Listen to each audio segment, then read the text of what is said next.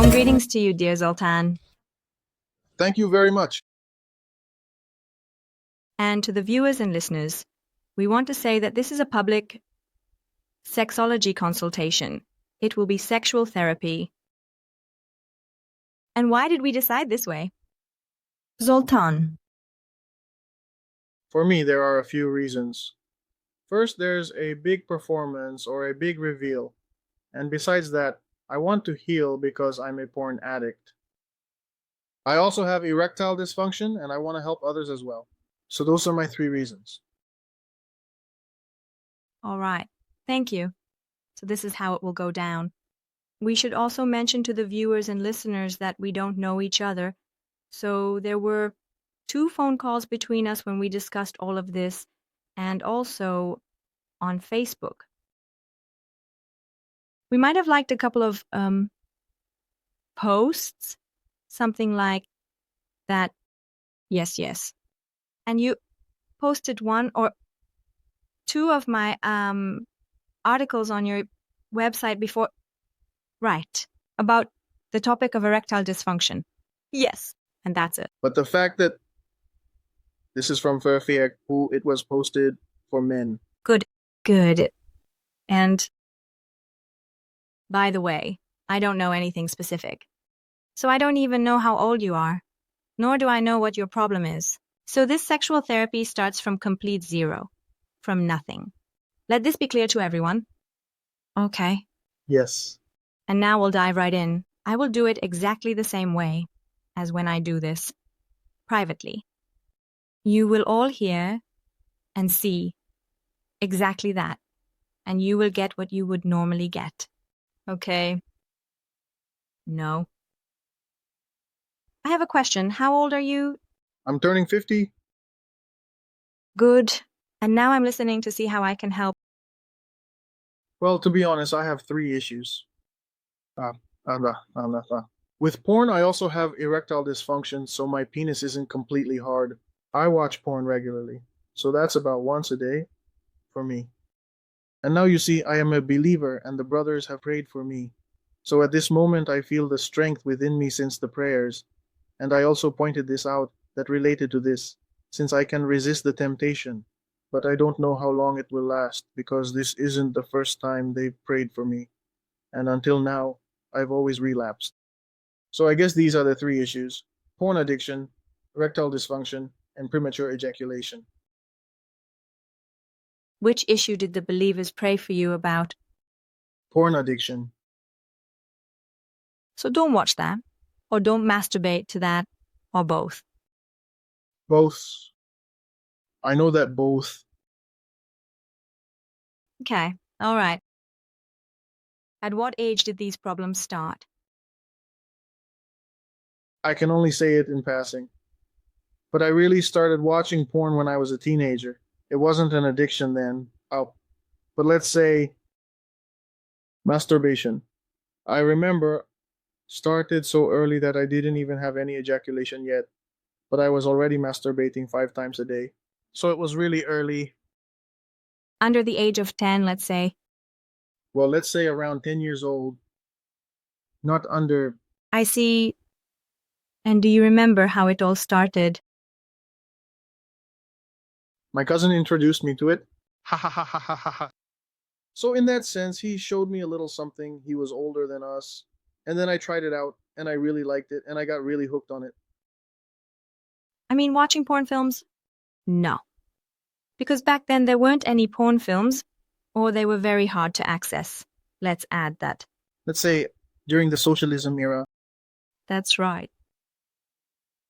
There were video cassettes that, if a kid accidentally stumbled upon them, then they could watch it if they happened to have a VCR, because not everyone had one.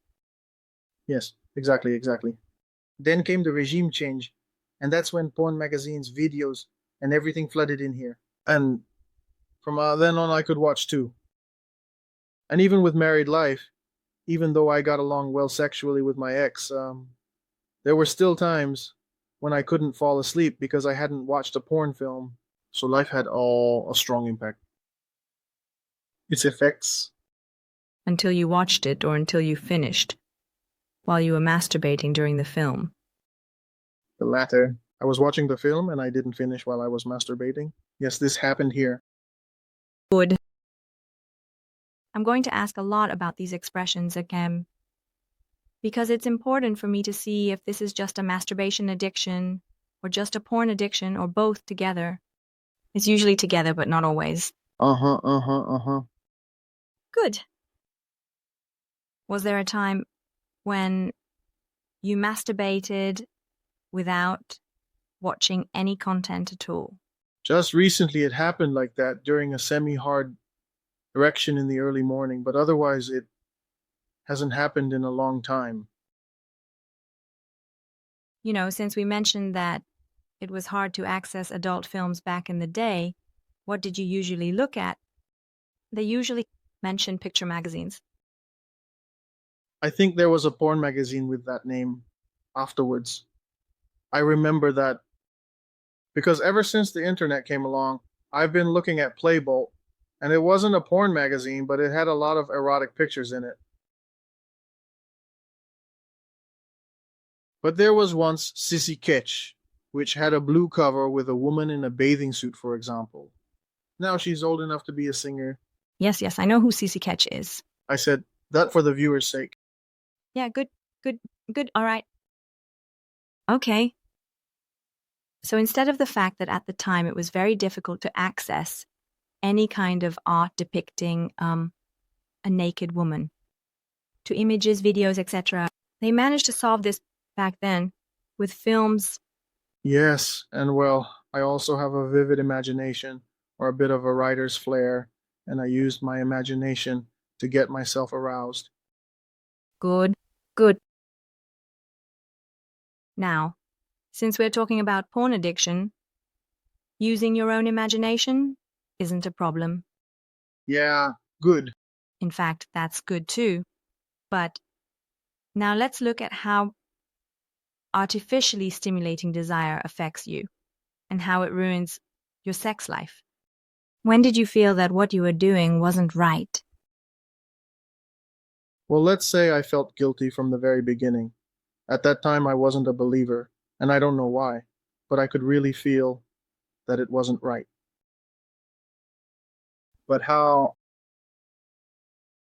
The Bible doesn't really allow masturbation, and I'm trying to follow the Bible, so it was clear to me from the very beginning that it was wrong. Because you received a religious upbringing. No, no, no, no. I am a converted person as an adult, but I don't know if every Christian denomination interprets the Bible in the same way regarding this, that masturbation is a sin. And this is how it resonated within me. In what ways? Yes. Maybe from the very beginning. So I always felt that I thought it was wrong. But you were only in your early teens back then, and you say you're a converted adult, so I don't understand this now. Well, where that guilt came from, I don't know either. I don't know. Maybe from socialist morals. I have no idea. I don't know. But even then, I felt like, wow, this isn't good. Was there such a thing as socialist morals? I know there was, and it was enforced very strictly. So then there was Peter Erdos, starting with the fact that he censored Beatrice, because I don't know. You couldn't just bring anything in front of the community. It's not that this song is called Erdos Peter, Your Mother is a Whore. Your mother is a whore. Yes.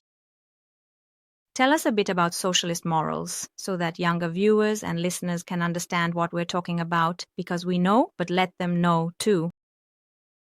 Of course. So there was quite a serious censorship about what could be done and what couldn't. There was such a light dictatorship during the Kadar era when I was young, a teenager, and well, there was no sex and anything that was anti-government, and I don't know. So that's all I can say about it, that they were very careful about what was around the kids, for example. But adults couldn't watch just anything either, because they couldn't read just anything. A lot fewer books were published. There were no videos. Well, technically there weren't any. So it was different, a socialist player. I don't know if it was better. I don't know.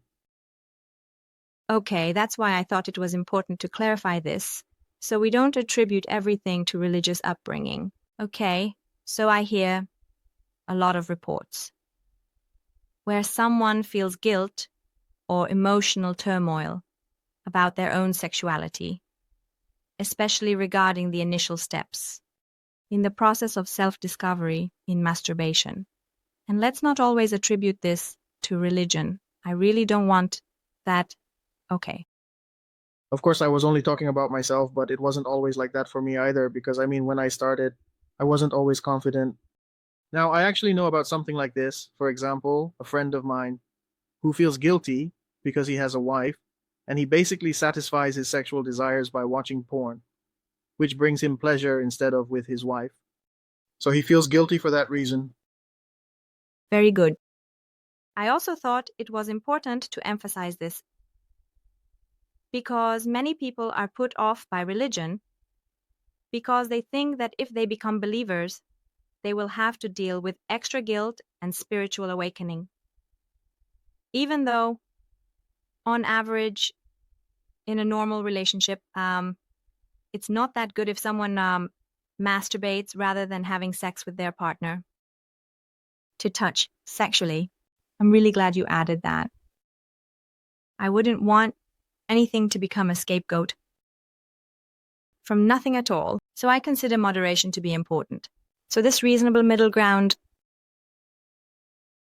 good. And I don't think it's a problem actually, and this might not sit well with a lot of people.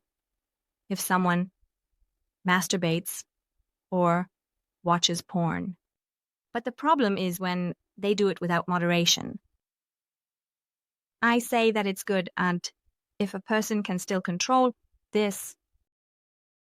But what is a healthy amount? You see, I currently don't have a partner, which I guess is different from, for example, a married person or someone who has a girlfriend. Yes, we will come back to this. I just wanted to create a little philosophical foundation. Creating good. So, let's take a look at what perspective you first encountered a problem with, which in this case refers to sexual dysfunction. Is erectile dysfunction significant? Yes? Or is it about premature ejaculation? Premature ejaculation. That affected my sex life from the beginning, and I really couldn't get over it.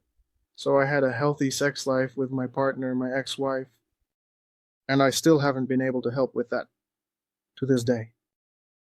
The erectile dysfunction, he said, has only appeared in the last year or two when watching porn. So I think I overstimulated myself, and it doesn't work that way anymore. I guess I don't understand it. Good. So let's start with premature ejaculation first. Good. It usually happens that if someone describes multiple sexual dysfunctions, I choose one that I consider the most important from their perspective. And if you want, I can explain why this one in particular, and then we can move on. I'm curious, why specifically premature? Good. Because as an adult convert, you face the realization that maybe what you were doing wasn't so good, even though you felt it wasn't great before. But with a child, the guilt of spiritual awakening isn't as significant as it is for an adult. So it's unnecessary for us to go down that path right now. What's more important is that you've experienced premature ejaculation from the very beginning. Yes. You said that earlier. And that's significant. That's significant? Before anyone thinks that premature ejaculation is typical for every teenage boy, I want to dispel this huge myth. It's not true at all. Not at all. In fact, however, there's this myth, and because of it, many people think that it's completely fine and normal, but it's not. So we have to deal with this phenomenon and see how it specifically played out in your case. And now I'm going to ask you a few specific questions. Okay, How much is that? So how many minutes did it take for you to finish? Let's say in the beginning, if you can remember that. When did you start masturbating? Yes, yes.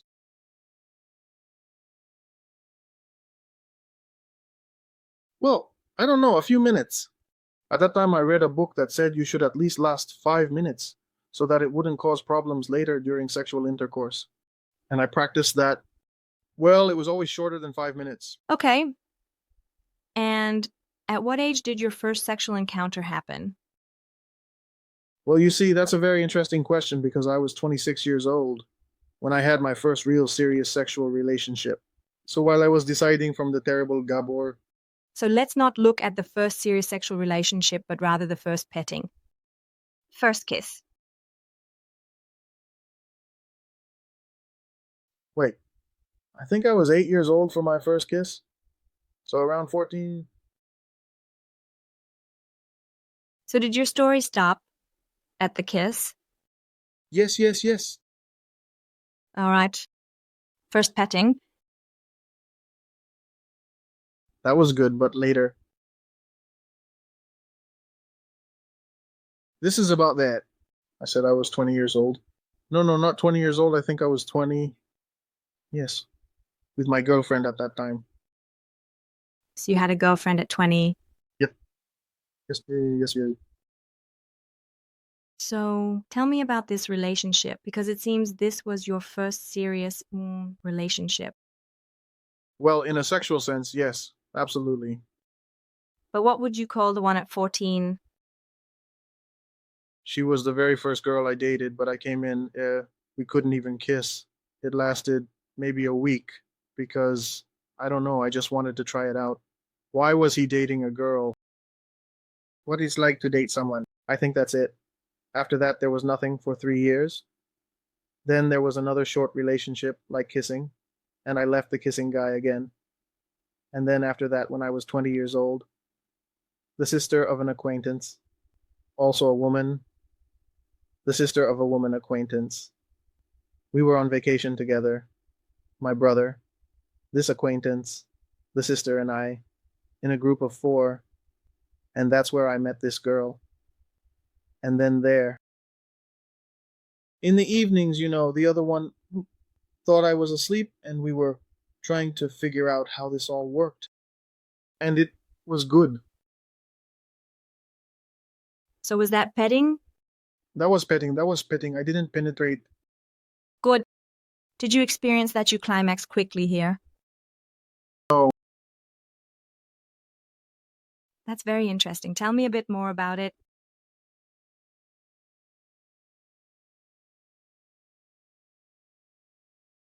I was kissing. I don't know. I'm interested. I stimulated with my hands. Wait. I think I had already seen adult films by then, so that's where I saw the slow motion, the moral technique, and other things. Neither of us had an orgasm. I remember that. So she also stimulated you with her hands. With her hands, and she also tried with her mouth, yes. I also did it with my mouth. Yes, yes, yes. And I know it's really hard to remember this, but roughly how many minutes did this and hand and mouth stimulation last? Well, I remember it being about 15, 20 minutes. Maybe I don't know. That's my estimate. Okay. And did this repeat over several evenings? For a few evenings. Yes, yes. Okay. So this was the first episode in your life where you got sexually close to a girl and you didn't experience premature ejaculation. Yes. That means you regularly experienced premature ejaculation during masturbation before. Well, yes, because I came in just a few minutes. I think that's it. Good. Were you in love with this girl? I think I loved her, and I wanted to dominate her. Dominate. Why? I don't know. Instinctively, or maybe to really suppress it. I don't know why. These were my experiences. I suffered a lot with this, by the way, in my youth.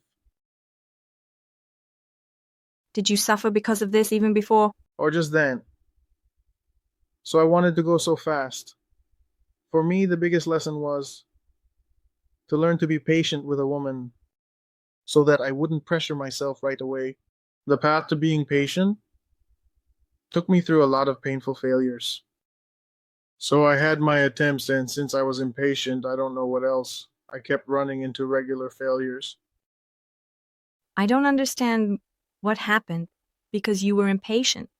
I kept running into regular failures and rejections. Uh-huh, failures. How did you handle these rejections? Well, they hurt a lot. They hurt a lot, like really, really badly, but I didn't become aggressive or anything like that because of it. So that's a no. In what areas did these rejections affect you, Zoltán? So unfortunately, they didn't want to date me at that time for some reason. And sex, because it serves no purpose at all. At what age did you start trying to approach girls and experience rejection? Well, approaching, wanting to, that was when we started. This adolescence was stirring in us from around eighth grade when we began to compete for the girls' attention. But I guess it shouldn't be like that. I don't know. Maybe around 16, 17. Something like that, I guess. I'm already 50. It's been a long time. Did you try with a lot of girls? No, not that many. I was very inhibited. I was convinced that I would definitely console girls. What made you think that way? I have no idea. I don't know. Might have come from my father's side. My dad had a bit of a police complex because he was diabetic. And there was a very rare disease. It was the sugar disease. And then it came a bit that I was always looked down upon. And from that, maybe it was that it passed on to me. I'm guessing that's it. Maybe that's why a feeling of diminished worth. So you perhaps inherited your parents' feeling of inferiority. I'm guessing that's it, yes. Have you ever received any kind of rating or label from anyone who rejected you? Or even from a teacher, anything that might have made you feel inhibited?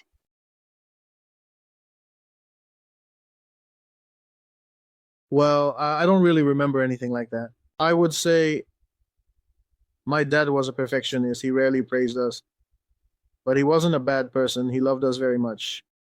He just took it for granted. And I was clumsy. I still am to this day, so I did things with both hands. That's not my area. And my dad, my brother were like that too. So now, were they skilled? Skilled? You mean they were skilled? I understand. My dad wasn't bad either. My brother even surpasses him. I am not.